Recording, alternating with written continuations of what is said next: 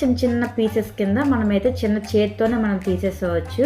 ఇది ఇలా ఉంది కదా, ఈ విత్తనం అయితే మనకు అవసరం లేదు. ఇప్పుడు ఇలా మనం బాగా తీసుకున్నాం కదా, దీని అంతటిని కూడా ఒక బాక్స్లోనైతే వేసి మీరు స్టోర్ చేసుకోండి, మనకు బాగా ఉపయోగపడుతుంది.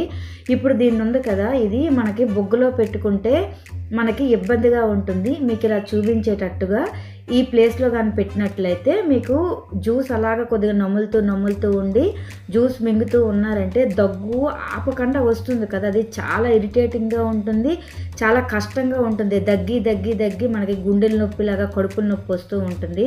మీరు చూస్తున్నారు కదా, ఇలాగా నములుతూ ఉండి నోట్లో పెట్టగానే అది బాగా నానుతుంది. ఒక 5 మినిట్స్కి కొద్దిగా మీరు నమిలితే మీకు జ్యూస్ వస్తూ ఉంటుంది. ఒకేసారి నమిలి మింగే